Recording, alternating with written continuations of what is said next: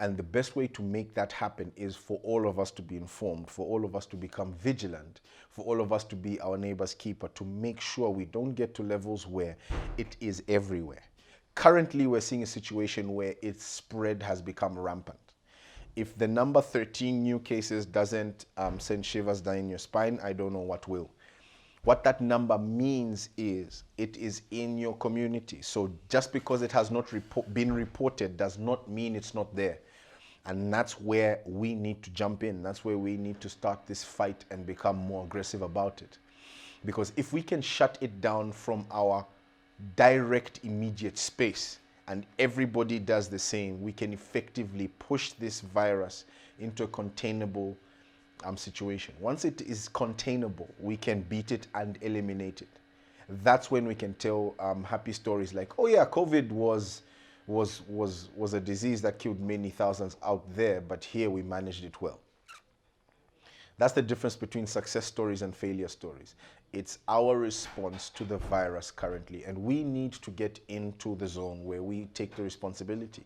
We own it. If you need motivation, think about your babies that might not necessarily have their full immune system developed yet because they're still too young. Think about your aunties and your grandparents.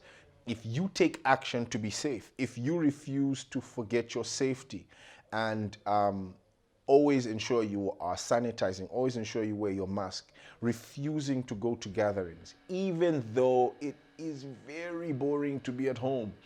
If you take those steps, you shut down the spread of the virus, because that's the important thing.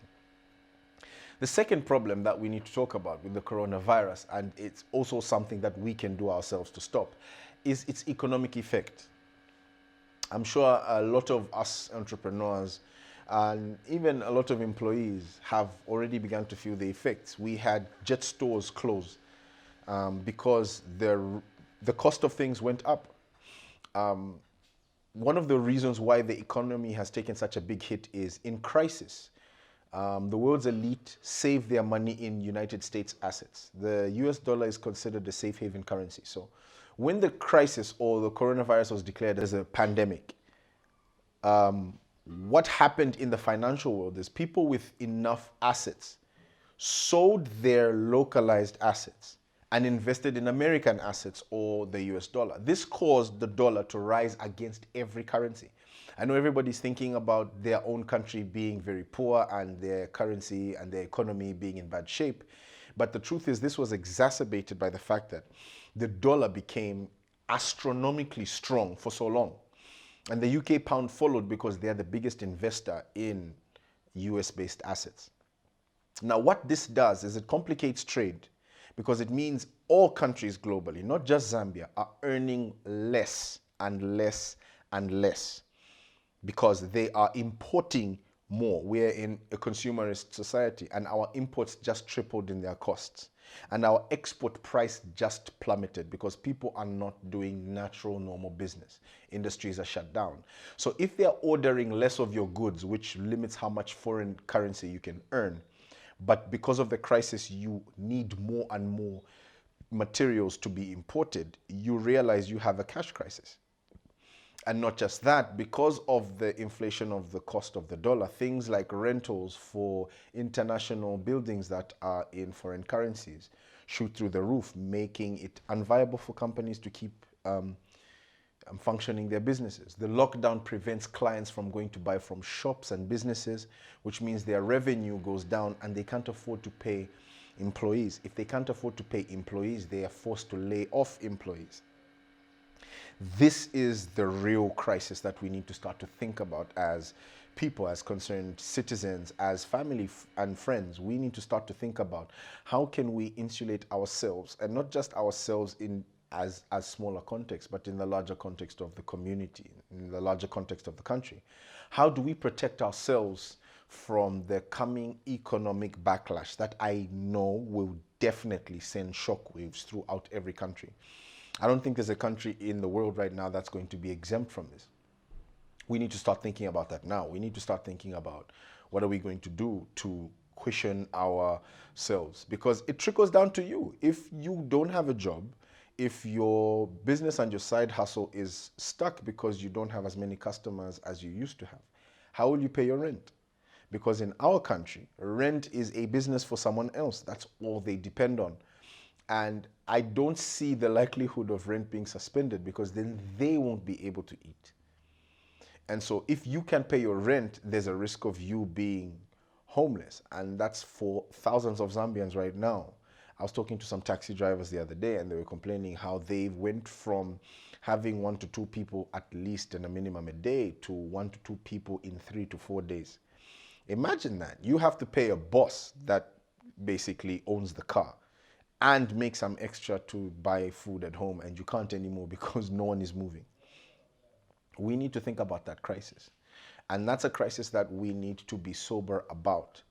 And the truth is, the ideas need to come from us, because there's no easy way out of this. We need to start creatively thinking about ways that we can self-sustain.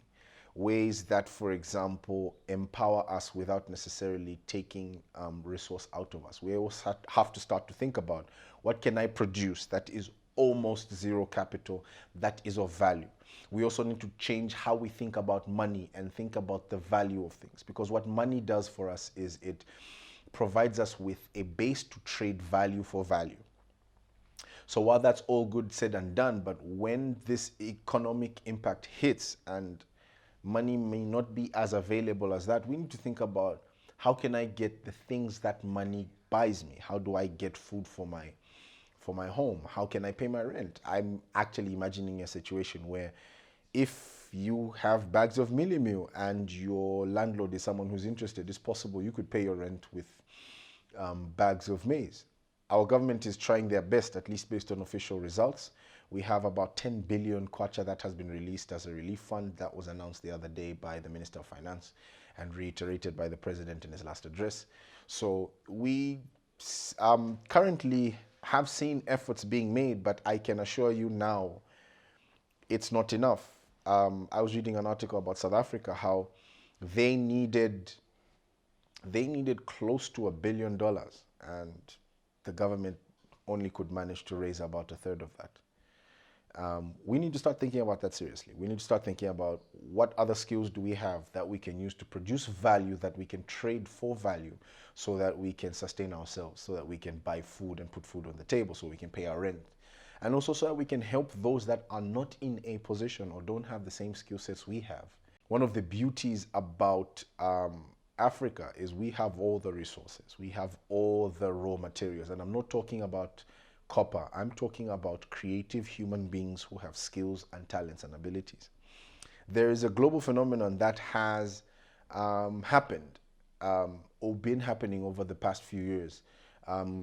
Basically globalization, that has sort of seamlessly given you access to multiple economies if you take the time to invest in it. The reason this is an advantage is, while everybody is cash strapped, we have quite a high concentration of the wealthy existing in economies that today now we can access. And these are people who need skills. They need creative people. They need administrative people. They need accounting services. And the internet is a very good place to begin to start to investigate. How can you provide your service globally? How can you get some guy to hire you from Silicon Valley who may have savings that we may not have and has the money to spend, so that you can access that from a place as remote as Zambia, and then transform the situations and the life that's around you. Those are things that we need to start to think about. What we can do is also stop thinking about the government will save us. This is not a political based statement. If you look at history, the governments of any country have almost rarely ever been able to fully give citizens everything they need for life and livelihood. 90% of the time, the most successful countries are countries where the citizens themselves got up and said, we can make a difference. And that's what we should be thinking about. I don't deny the power that a government has to make life easier or to empower, but that doesn't take away our responsibility as the citizens to be the drivers. And we need to start being the front runners in the economy to sort of drive that change. My last remarks are Think about that. Think about how you can do two things. How you can fight the disease by making sure your immediate environment is safe. Make sure I have my mask right here. Make sure you have your masks on. Make sure you're walking with sanitizer. Make sure you're spreading the right information, because that's another thing. If you spread wrong information and share fear, people panic. We had a case in Zambia of a lady who went in as a suicide, and unofficial reports are that she found out she had COVID and then tried to take her life. But if you just listen to the information I just shared, COVID for a young person at that age, even with other conditions, still has a very strong chance of beating the disease. We lost a life because of misinformation rather than because of the virus. And that's why you need to stop sharing scare stories. Let's share the right kind of information. Let's share that COVID is beatable, but it is beatable by following the rules, by social distancing, by always wearing your mask, by making sure you sanitize your hands. That's the most important thing. That's what we need to begin to focus on. We need to also do our part to start thinking creatively. Rather than be the victims that have been exposed and run out of money, let's get together and think about how can we overcome this. I know it's hard, and I'm not justifying or putting down any person who's in a very bad situation, because I live in this situation and it's hard for me. But we need to do something to fight back. That's what I'm saying, and that needs to be the anchoring statement. Last but not least, always go for official information. Stay hidden. And ladies and gentlemen, this has been a lovely session in the MASH house. See you when we see you. Arrivederci.